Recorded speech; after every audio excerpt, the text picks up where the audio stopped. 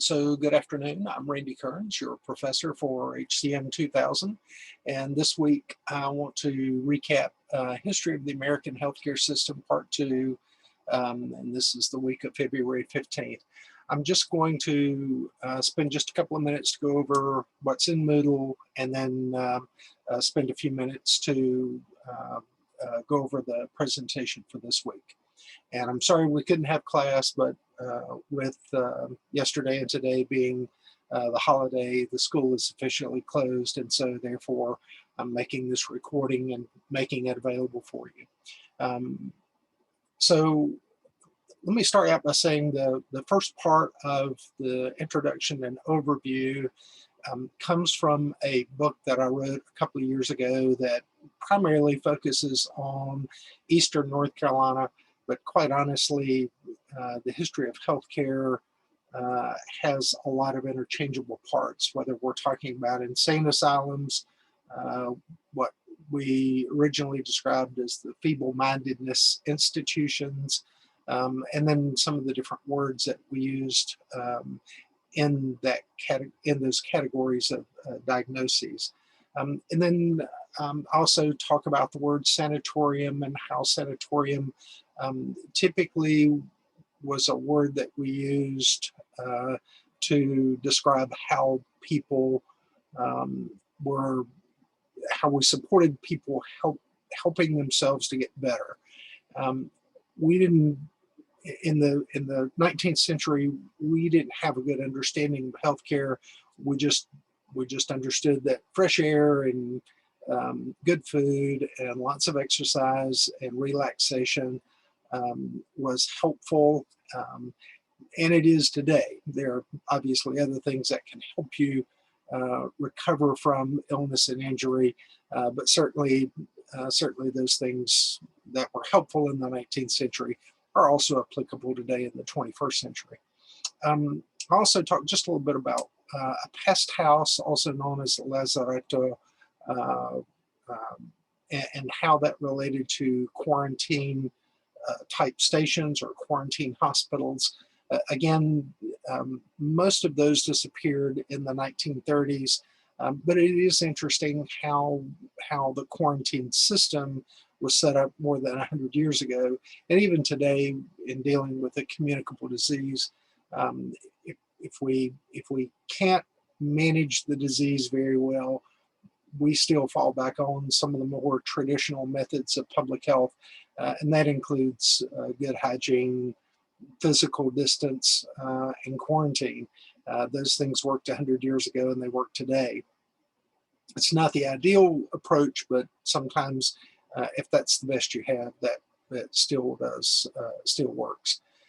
Also talk just a little bit about the almshouse, and just understand that an almshouse is also something that you may have heard someone refer to as the old folks home.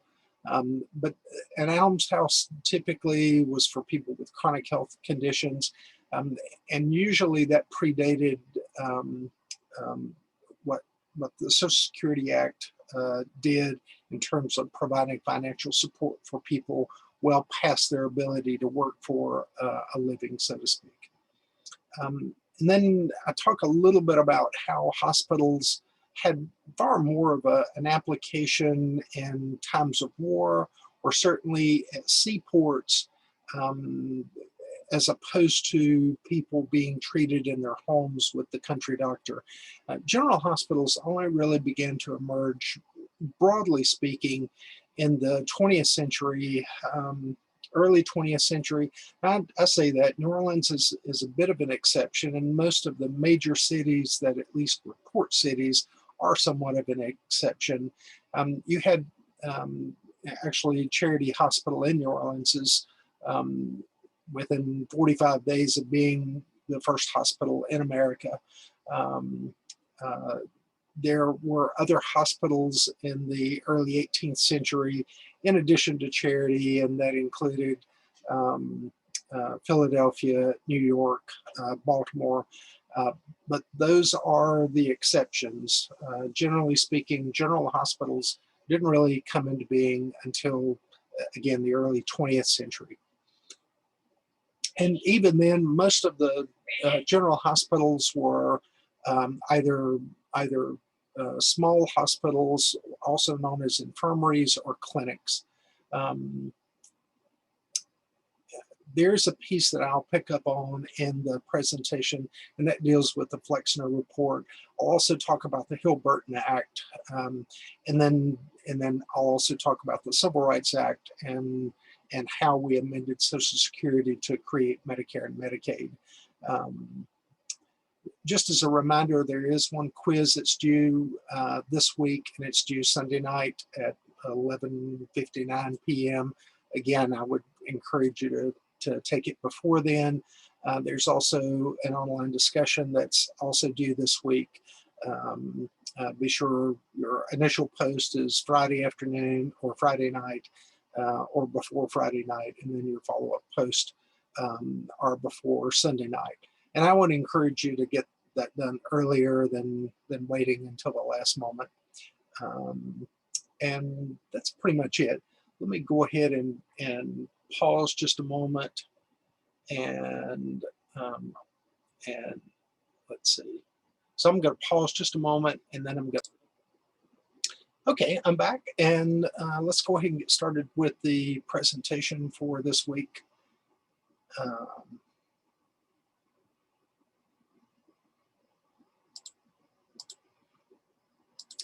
So keywords that I want to be sure and cover, I certainly want to talk about, again, pest house, madhouse, and almshouse in the context of how we use those words.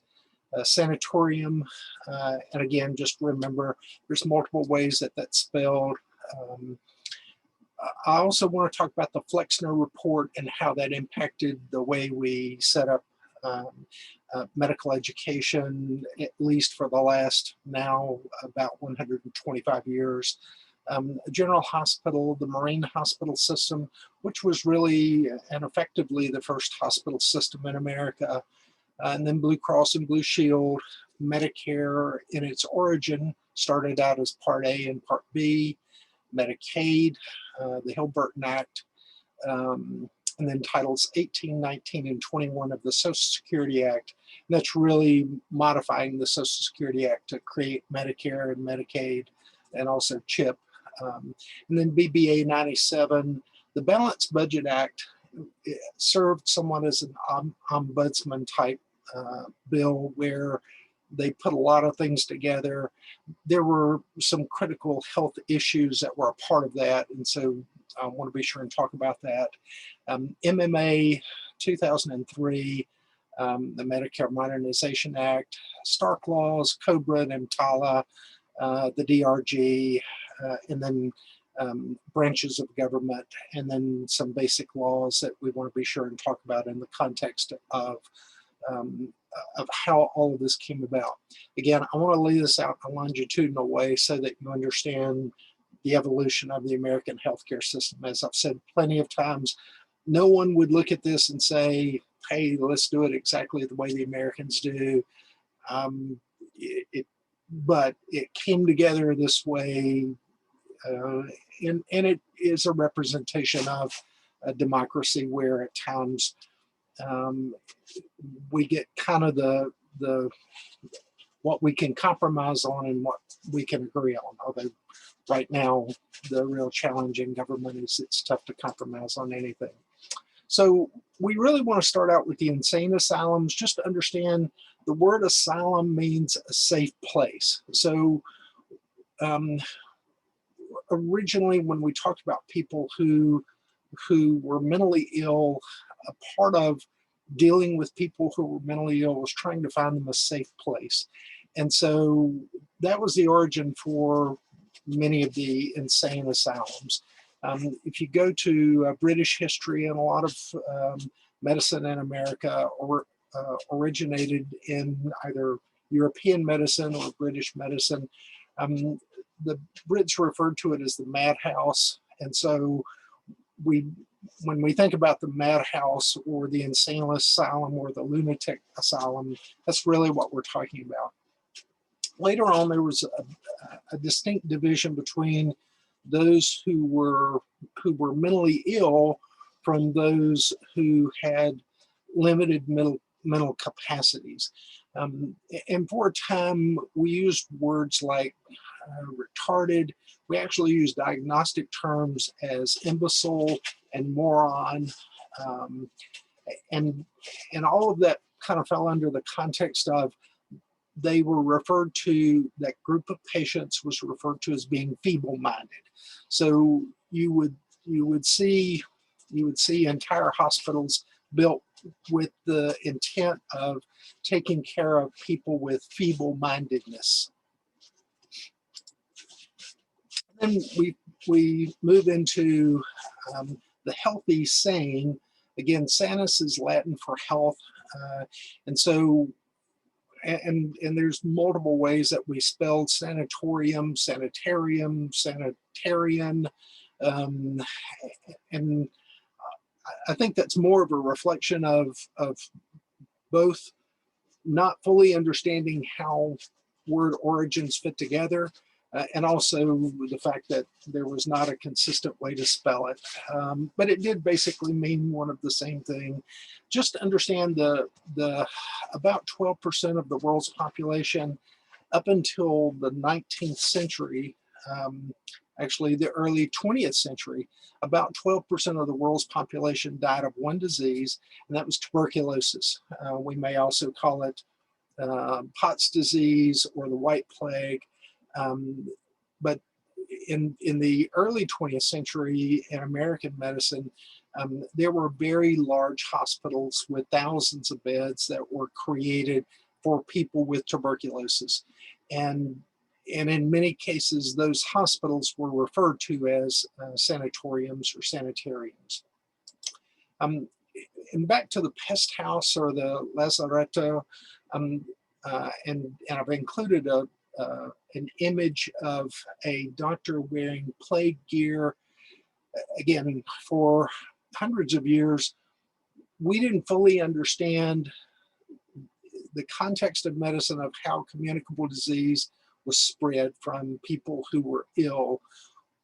But there was some causal relationship that had been established that told us that people who were sick, if they were around others who were well, they could get sick with the same disease. And so we knew there was some means that disease was being spread from one person to another. And so particularly during the Black Plague of the 1346 to 1350, where literally almost half of Europe died with the outbreak of bubonic plague, there were a number of attempts made to isolate people who were sick, and they were put in buildings or designated areas called pest houses, and they were isolated away from people who were not sick. And so we typically refer to that, and well into the 18th, 19th, and 20th century in the United States, as well as much of the world, we had quarantine locations or quarantine stations set up, and if people were suspected of being ill, they were kept in isolation in these places called a pest house. And we associate pest house also with the fact that early on we thought most all diseases were spread by some type of pest, particularly rats or mice, but sometimes mosquitoes were also seen in that context. And for that matter, a number of communicable diseases had been spread by vectors such as that. But that's how we came about the word pest house. And then at the turn of the late 19th, early 20th century, there was a real challenge with how we deal with people who were in their 60s, 70s, and sometimes their 80s, couldn't work, and really had not financially were not prepared to live into their 80s. And so a number of, again, what was referred to as old folks homes, and they were established for veterans or people who had primarily worked for one employer or another, steel mills, railroads, and sometimes there were civic groups that came together and sponsored these facilities, but they were called almshouses. Again, an almshouse, a pest house, and a madhouse. Be sure you know the difference between those three. From a historical context, it is important that you know that. And then the country doctor, really the country doctor, and this is from a country doctor museum visit that I used to take students to. The country doctor was that place where most people went. And if you were too sick to leave your home, someone went to the country doctor and summons the country doctor to come to your home. And in fact, most country doctors were some of the first people to have automobiles or had multiple horse and buggies so that they could come to your home and provide care for you in your home. And again, back to the hospital, Charity Hospital opened in 1736 and only opened just a month and a half or so after Bellevue Hospital in New York City, which is arguably considered the first hospital in America. Charity opened shortly thereafter. And Charity Hospital remained open until Hurricane Katrina. Today, University Medical Center is considered a legacy hospital of Charity, but there's not a direct connection between the two. And in fact, the actual dates of Charity Hospital, it operated from 1736 to 2005. Again, the word hospital is a Latin derivative of the word hospitalia, hospitalia,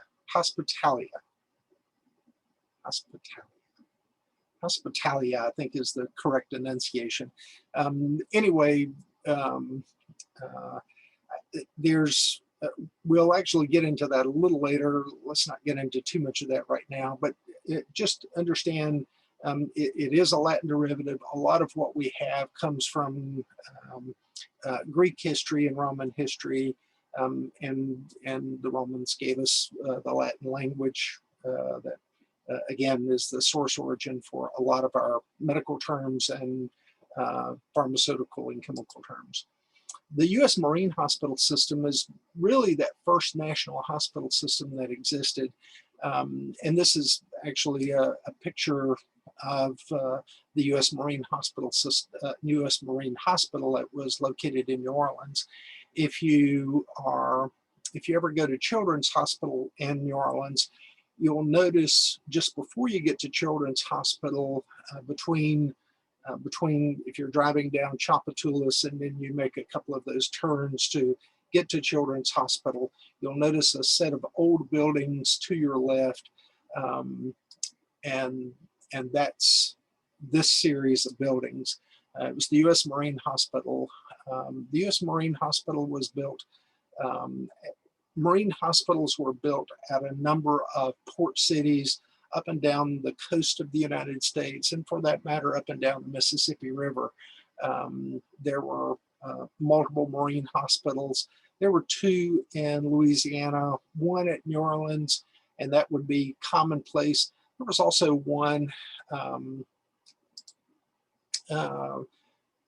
there was one in Carvel, and the one at Carvel, although that facility is still there and there's a lot of research that's being done there related to Hansen's disease, that was the National Leprosarium. And so if you hear people with leprosy, the only hospital in the United States, at least in the continental United States, that was set up as a leper colony, so to speak, was here at Carvel in Louisiana. If you want to know where this is, or if you want to search for this facility on Google Maps, it's across the Mississippi River between again Interstate 310 and the west side of Baton Rouge. But the U.S. Marine Hospital System, many of the older buildings are still there. It's being used today with National Guard has some operations there, but there's also some research that still continues there as it relates to Hansen's disease. General hospitals, again, began to be constructed the early 20th century. This is actually a picture of the Bogalusa Hospital. This is one of the later pictures of Charity Hospital. It's also important to note that much of the Old South was segregated, and healthcare was a lot the same way. So much so that there was a stark division between what was considered the whites-only hospital and hospitals that were designed for people of color. They were commonly referred to as either and actually reflected in the name of those facilities as either the quote Negro hospital or the colored hospital. And again, I'll talk about how some of that evolved and also how some of that went away and what were the changes that took place to make that go away. This particular hospital was the Wheatley Sanatorium and Training School. It became known as the Flint Goodrich Hospital. It operated between 1911 and 1983. Please note the 1983 part, and that'll be important because I do want to come back to that later.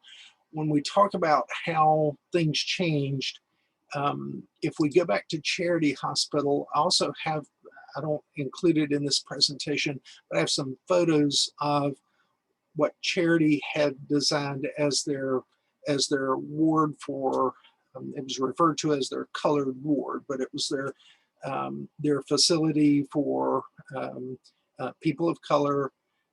And again, just a reminder that we had stark segregation in the healthcare system, and that existed well into the North as well as the southern states.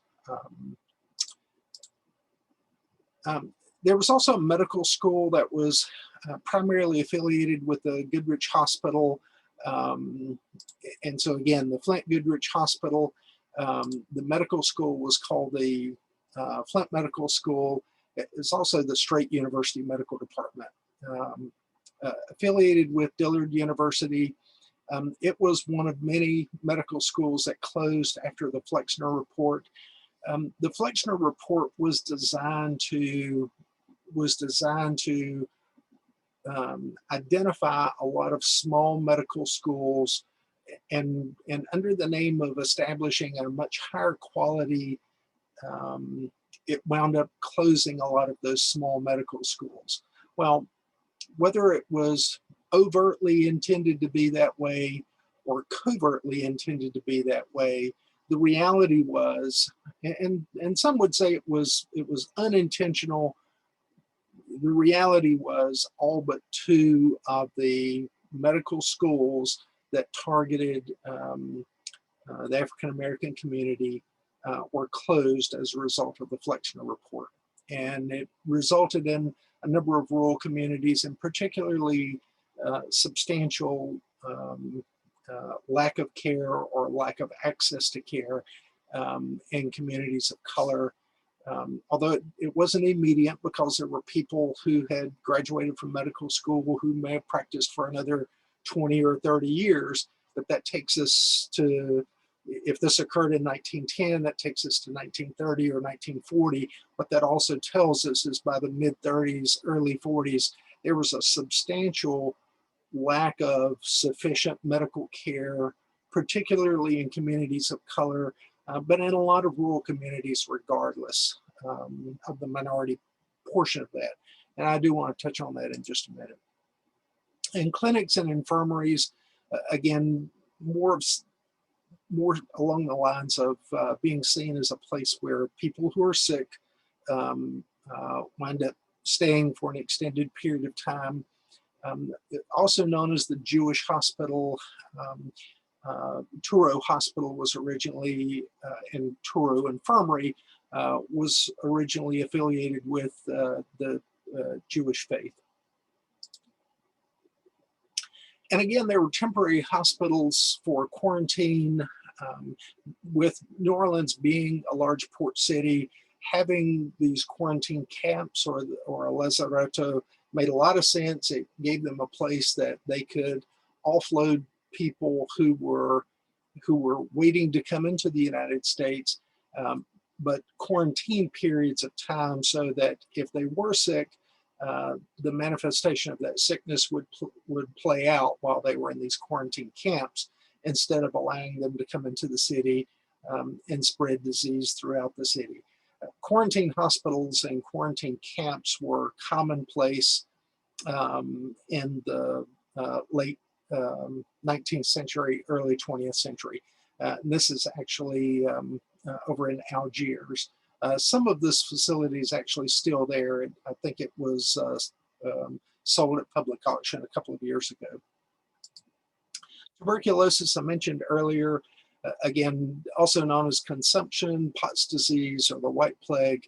But tuberculosis at one point had accounted for about 12% of all of the deaths that had occurred in all of the population that had ever existed on the planet up until about the early 20th century.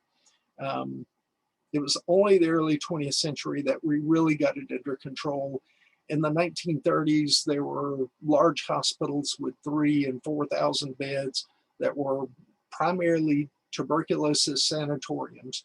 Well, with the discovery of streptomycin and the ability to treat people with TB, by the late 1950s, all of those sanatoriums had either evolved into hospitals or many of those big, large buildings closed. And there's an interesting kind of footnote in history and how that occurred. Smallpox and yellow fever, again, the ability to eradicate a disease through vaccination, the importance of that and the importance of current treatment and current therapy cannot be understated. Smallpox, there were specific, in 1914, as an example, I found a hospital that had opened in New Orleans specifically for treating smallpox. In yellow fever, for that matter, there were thousands of people who died in New Orleans from yellow fever.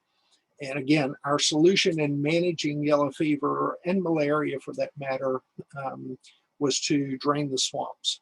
And by killing the habitat for literally hundreds of millions of mosquitoes, we dramatically reduced the number of vectors that were available to spread the disease. Healthcare insurance, it's important to think about how healthcare insurance evolved. The original Blue Cross model was started out as something known as the Baylor University Plan, where teachers paid 50 cents a month to have some free hospital care. And the Blue Cross model was assigned to and aligned with the hospital. 1939, the California Lumber and Mining Camps purchased physician services, and that became the basis for the Blue Shield model. Just understand, Blue Cross was hospital-based, Blue Shield was physician-aligned. And it was actually not until 1982 that those two programs merged. But what you'll see later is the recognition from the federal government that Blue Cross was a very well-run organization. And just understand, Blue Cross was a private, not-for-profit organization that existed around the country, and each state had its own Blue Cross organization as long as it wanted one. But they would form a co-op, so to speak, and group purchase health insurance. And again, that was the purchase of health insurance for hospitalization, that was Blue Cross, or insurance for physician services, that was Blue Shield. Okay, again, Blue Cross, hospitalization, Blue Shield, physician services. It's important, I would know that again. Private insurance became a big deal, particularly during World War II, because there were wage and price freeze or controls in place. And the intent of doing that was to, again, was to try and tamp down competition for what manpower was left. Again, most of the available manpower was all fighting the war. So who was left to do the work? There were a lot of people, there were a lot more need for jobs than there were available people for jobs, and yet there was a wage and price control to try and hold down the cost of inflation. Well, one way to work around that was to provide people with free health insurance. And so health insurance was provided and was not considered taxable. There is a Supreme Court case that played out about that, but it primarily helped the growth of private insurance. The big point about insurance is it dramatically changed that physician-patient relationship to more of a business model of medicine. And we'll get more into that later, but that is an important point. Now, it's also important to recognize the three branches of government. You'll hear this again and again. I presume by now you've heard it plenty of times going back to high school, but I can't remind you enough, the executive branch led by the president has certain authorities, but we don't have a king, we have a president. There's limitations on what he or one day she can do as president. We also have the judiciary. The judiciary is led nationally at the U.S. Supreme Court, 9 Supreme Court justices, and then a number of district courts around the country. And then the legislation is controlled by Congress. And Congress is made up of 2 bodies, the House of Representatives and the U.S. Senate. When for something to become law, it starts in the House. Once it's passed in the House, it goes to the Senate. Once the Senate passes it, it goes to the president's desk for his or one day her signature. And the president can either accept it and sign it or reject it and veto it. And in that case, it'll go back to Congress, and they can vote to override the veto, depending on what the legislation is. Or if the legislation passes, but later there's a part of it that may be challenged as being unconstitutional, then it winds up being challenged in front of a district court, and ultimately it could reach the highest court of the land, the U.S. Supreme Court. So again, be sure you understand the difference between the executive branch of government, where the president sits, the judiciary, where the Supreme Court is located, and district courts are located, and the legislative branch, where the Congress, which includes the U.S. House of Representatives and the U.S. Senate. That'll be important both in this and future presentations. So we start out with the Adams administration. Adams was the second president, signed the Siemens Act, and the Siemens Act was really intent on collecting a small fee and using that fee to build healthcare systems for mariners, people who were on board ships and coming ashore at a number of these ports. The primary means of transportation in the late 18th century, 1798, was by ship. And as I pointed out with the country doctor typically came to people's homes, but people who were on ships, they weren't close to home. And so if they're sick, where do they go if there's not a lot of hospitals? So the whole point with the marine hospital system was to create this series of hospitals. And understand, a marine hospital system has nothing to do with the United States Marine Corps. Some people get that confused, but the marine hospital system was the precursor of the U.S. public health system. But the whole point in establishing these marine hospitals in ocean ports was to be sure that mariners on these ships that were moving people and moving equipment and moving supplies around the United States had a hospital, had a means of seeking health care. They were at the greatest risk because they were constantly going from port to port to port and could also serve as vectors transporting disease. We fast forward a number of years to the Roosevelt administration, which signed into law the Social Security Act. Now, that didn't have a specific healthcare component, but it was the basis of that legislation that we used later to modify to create Medicare and Medicaid. And I'll talk about that later. But the Social Security Act in 1935 was really the most substantial and significant social initiative in U.S. history. And the whole point was to recognize that people who were over 65 typically weren't physically able to continue working. I might add, though, life expectancy was 62 in 1935. So, but the point was to give people some additional source of income for the remainder of their life by paying into a tax fund that would be self-sufficient and self-supporting through the Social Security Act. But again, later on, we modified the Social Security Act to create Medicare and Medicaid. So Roosevelt died in office in 1945, had a stroke. His vice president was Harry Truman. Harry Truman became president and looked for an opportunity to expand healthcare through the Social Security Act. That attempt failed, but a byproduct of that was to create something called the Hill-Burton Act. And what the Hill-Burton Act did, so again, if we go back to the Flexner Report in 1910, as I mentioned earlier, the Flexner Report systematically led to the closure over the next 4 to 8 years of many small medical schools.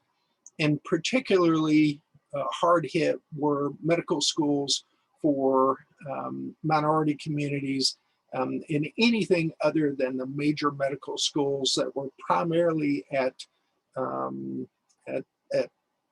large major universities.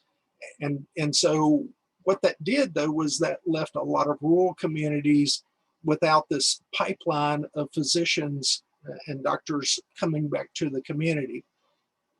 It didn't affect them immediately because, you know, if the report is put out in 1910 and the effect is closure of medical schools between 1914 and 1918, you still have physicians who may have spent 20, 30, 40 years in their practice. So by that point, we're still on into our 1940s before we really start seeing, or the late 1930s anyway, before we really start seeing just this lack of new physicians coming to the community. And the government felt like their best solution was to at least create a motivation to build community hospitals. There was a woefully insufficient number of community hospitals that existed in the 1940s. And so the Hill-Burton Construction Act was intended to take federal dollars and match it with state dollars and match it with local dollars to help a community build a hospital. The trade-off would be you had to be able to provide medical care in that community for people for free if they had no ability to pay for the care. And the way it worked was like this. If I'm a local community and I can scrape together and raise $250,000. $250,000 is a lot of money, but the Hill-Burton Act required the state to match that. So the state had to come up with another $250,000. So now I've taken my $250,000 and the state agrees to match it. Well, there's federal money involved, and the federal money is to match what the state and the local organization has created. And so the $250,000 now becomes $500,000 and now becomes $1 million. So you leverage the $250,000 into $1 million. And suddenly we built a number of hospitals across the country. So many that by the mid 1970s, we had over 7,000 hospitals in the United States. We had actually about 2,000 hospitals more in 1970 than we do today because we actually built too many hospitals. During the Eisenhower administration, there was really no focus on healthcare. He was focused on other things. such as the interstate highway creation. But the Eisenhower administration really had not a lot to do with healthcare changes. The Kennedy administration was really where Medicare for the aged got some traction, but Kennedy wasn't able to get it done. But after Kennedy was assassinated in 1963, his vice president was Lyndon Johnson, who had an enormous amount of support. That when he was elected in 1964, he was elected in the largest one-sided victory in the history of American politics. And so, at least until that time, other than George Washington unanimously being selected. But what he did was he took that political capital and leveraged it into creating Medicare and Medicaid. Both of those were created in 1965. They became law in 1967. Medicare became a program for the elderly, people who were 65 and older. Medicaid became a program for the poor, people who are financially disadvantaged. And so, and with dual eligibility, if you're 85 and you're poor, you're eligible for Medicare and Medicaid. If you're 25 and you're poor, you're eligible for Medicaid only. If you're 85 and you have some reasonable wealth, you're only eligible for Medicare. And early on, rather than make things complicated, and rather than hire thousands of people, Medicare decided to contract with Blue Cross and said, you've got a good program here. We're going to give you some more money. And we want you to extend what you're doing with Blue Cross, your Blue Cross rules, to this 65 and older population. And we're going to call it Medicare Part A. So Blue Cross and the rules for Blue Cross and Medicare Part A looked almost identical because the people administering Blue Cross were also administering Medicare Part A under a contract with the federal government. They also did the same thing with Medicare Part B and Blue Shield. Medicare Part B was primarily designed to take care of physician office visits and some other things we'll talk about later. But that's what Blue Shield also did for the commercial industry. And so, again, it made more sense just to contract with Blue Shield to administer the same rules that they were using, or most of the same rules they were using for their commercial insurance people, to also use that for Medicare Part B. Medicaid is a we call it a state program because the states ultimately are responsible for administering Medicaid. Now, they have to follow the rules of what the federal Medicaid program established. And what that means is the federal Medicaid program, there's more than half of the money that goes into Medicaid comes from federal tax dollars. But just understand the original Medicaid program was also on a state-by-state basis, was each state could opt in or opt out. And Arizona was actually the last state to opt into Medicaid in 1981. So it became law in 1965. It began operating that way in 1967. Medicare became law in 1965, began operating in 1967. But some states in Medicaid did not opt into Medicaid until later on.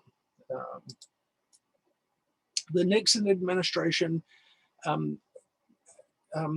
took a lot of the funding out of the Marine hospital system. By that point, there was substantial development of the general hospitals that existed in these communities through the Hill-Burton Act. There were 8 that remained open. Most of them transitioned to clinics, and they didn't have nearly the role they once had. And so there wasn't a lot of need for the U.S. Marine hospital system. Just understand, between 1798 and 1973, the U.S. Marine hospital system at one point had become substantial, and then later had shrunk quite a bit as, again, more general hospitals were developed and replaced the Marine hospitals around the country. But again, if you're ever in New Orleans near Children's Hospital, the U.S. Marine Hospital, much of that structure is still there and is still visible. It's a stately old building that the Children's Hospital is renovating parts of to use for office space. And then up at Carvel, that facility is still there as well. Anyway, other things that occurred during the Nixon administration was through a demonstration project, they created an HMO, and actually the HMO model became rather substantial, and that came through the Nixon administration. Just understand there was this enormous economic recession, in part brought on by the fact of how much money we were spending on Medicare. We spent the rest of the decade trying to control Medicare, and later I'll mention during the Reagan administration how big steps were taken to try and control Medicare. The Ford administration urged a national health insurance bill, but really never dealt with it. The Carter administration strongly supported a national health insurance plan, but again, had a lot of challenges and trying to get anything passed. Had a substantial challenge for his seat by Ted Kennedy in the spring primaries of 1980, who ran on the notion of creating a national health insurance plan. But Carter lost his reelection bid to Reagan. And during the Reagan administration, Reagan was a staunch conservative and did not believe that many of the federal programs that we had in place should have existed at least nearly as large as they existed. Substantial cuts. The U.S. Marine Hospital system was eliminated. Any of the existing hospitals and clinics that were left were either transitioned over to a local community hospital or they were closed.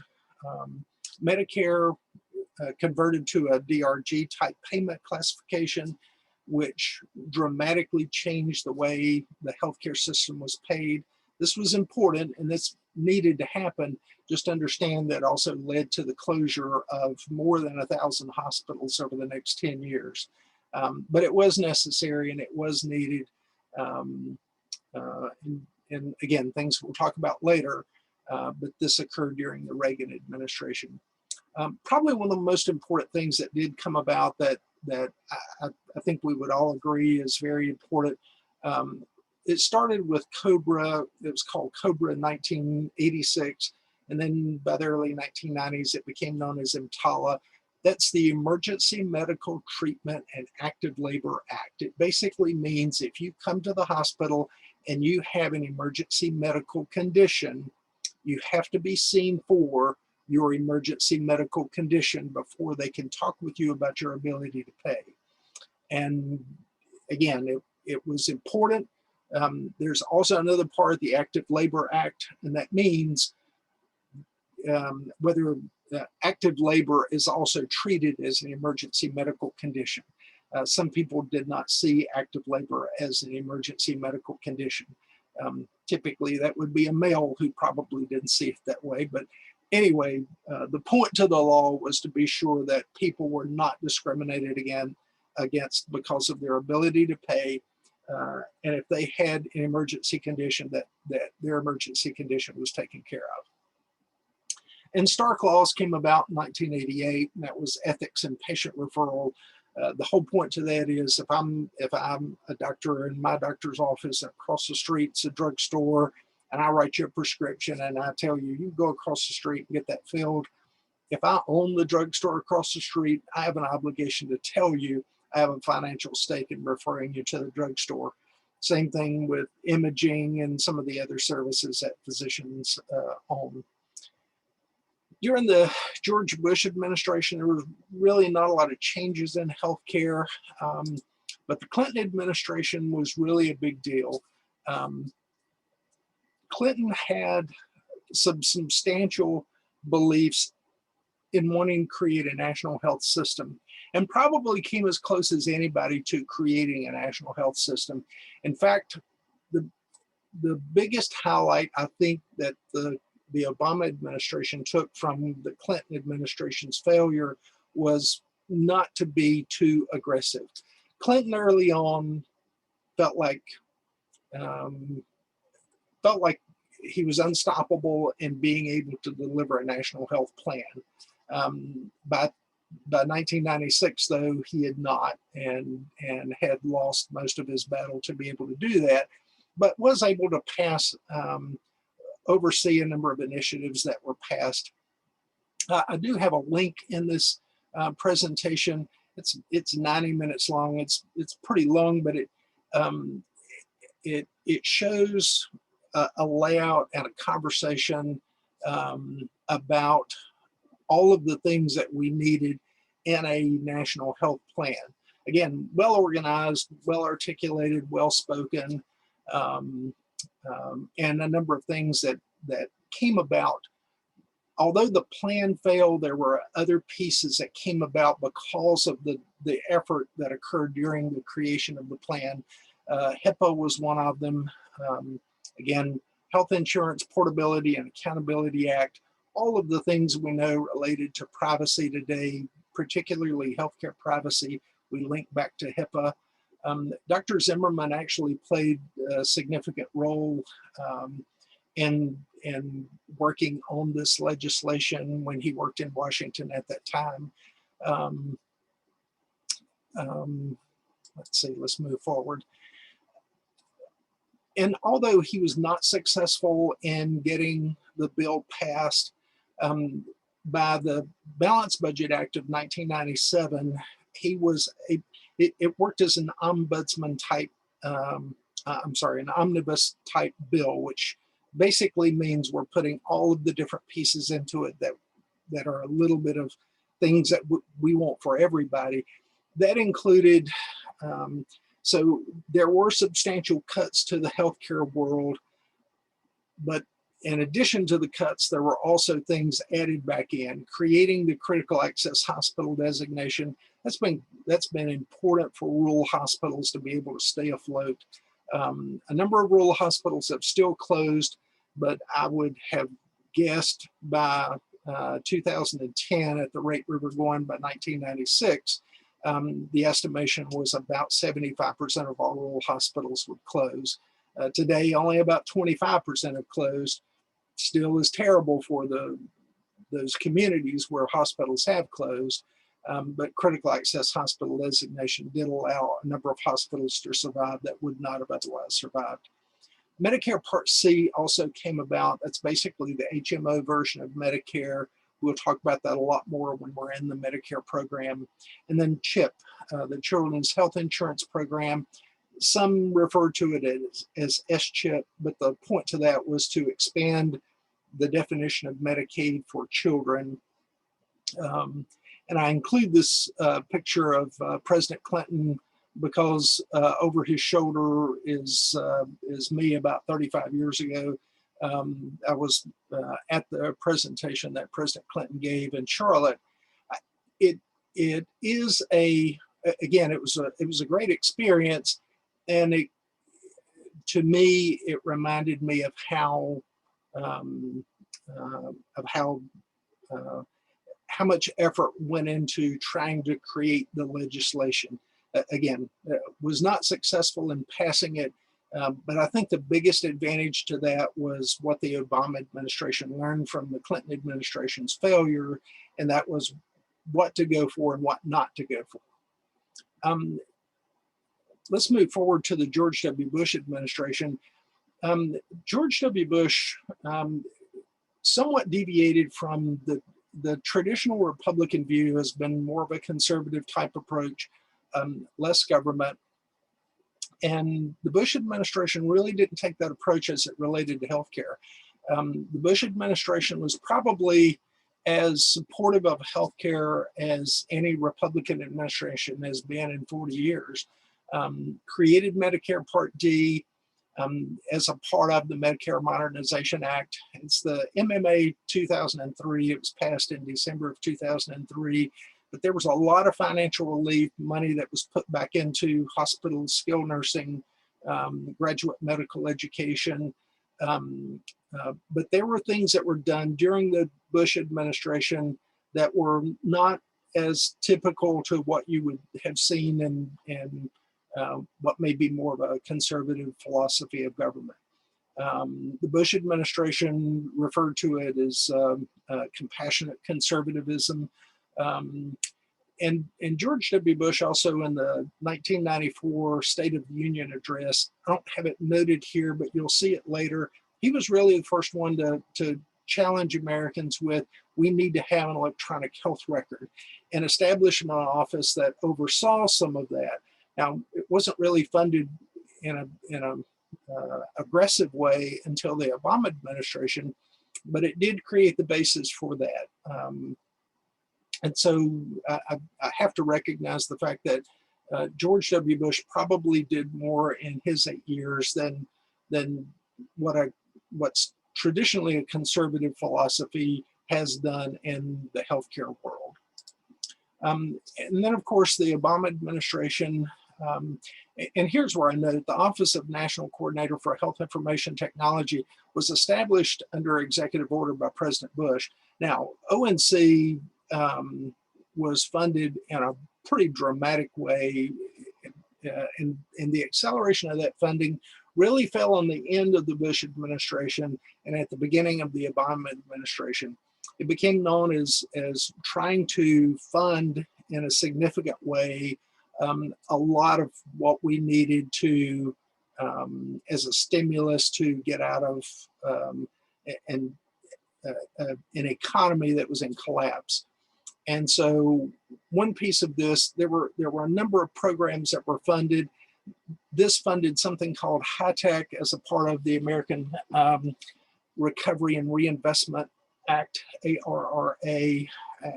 And what that did, it established HITECH. HITECH creates a lot of, established the basis for something I think I've got on the next slide known as meaningful use. But the whole point to that was to develop a nationwide network of electronic health records. Really a big deal. And this was before the Affordable Care Act. So we really want to keep this separate. This was kind of a tie over of some of the things that had been done in the Bush administration with substantial acceleration through funding. And then, of course, the Affordable Care Act. The main thing that the Obama administration learned through the Clinton administration's failures were not to ask for everything. The Clinton administration attempted to wind up with basically a Canadian plan of everyone having one type of insurance. Canada has something called Medicare for all. And that was really what the Clinton administration wanted to do. Never got the votes for it, never got to a point of where it could be voted on. And the Obama administration recognized that was probably more the American public wanted to take on. And so what the Obama administration looked at was, what are ways that they can look at where people do have coverage and expand those coverages. Take Medicaid, expand it. Take commercial insurance, offer financial incentives to expand it. And even if you can't get to 100% of everyone being insured, at the time President Obama took office, he became president with 63 million people being uninsured. By the time he left, the number was in the 16 to 17 million uninsured. Today we're back up over 20 million, but again, the whole point to that was, again, we didn't get to zero, but we dramatically reduced the number of people who are uninsured. And that needs to be the aim, because the more people who are insured, the less likely you have something called cost shifting. And we'll talk a lot about cost shifting later on in class. The ACA has been challenged in court. King versus Burwell established constitutionality of federal subsidies. There's been some other pieces. Let's see, hang on just a minute. Okay, I'm back. So just a few more things and we'll wrap up. The whole point to the ACA, again, it had several initiatives. One of the primary pieces was to, again, use tax credits or tax incentives to encourage people to buy insurance through the marketplace. And that established exchanges so that people could buy insurance in a way that you could leverage. So if I'm before the ACA, if I'm an individual and I wanted to go into the market and buy insurance, there were a number of factors that typically drove the cost substantially higher than I wanted to pay. And so it left a lot of individuals uninsured or underinsured. Or I bought a skinny plan, which meant I had very small, very limited coverages. And so the whole intent with the ACA for the individual market was to group individuals together so that they could pool their resources and at the same time eliminate pre-existing conditions, so that if I had a pre-existing condition, I wouldn't wind up with insurance that was just completely unaffordable. I would be put into a risk pool with thousands of other people, hopefully with the aim of allowing everyone to buy at a much lower rate, or at least an affordable rate. Another piece was, if you think back to the Medicare Modernization Act, they created something called the donut hole. And what the donut hole did was it was a mathematical way of basically saying we've got, X number of dollars that we're going to spend on this project, and this is all we're going to spend. If you need to spend more money than that, we don't have it. And so they established limits on how much could be spent, and that was creating what was called the donut hole. It created some really odd coverages, but one aim to the Affordable Care Act was to eliminate those odd coverages and to close those gaps for older Americans. The value-based purchasing, again, and bundle payment programs, we'll talk a lot about that as we get into value-based purchasing. Just understand, we will see a lot more of that during the Biden administration as well.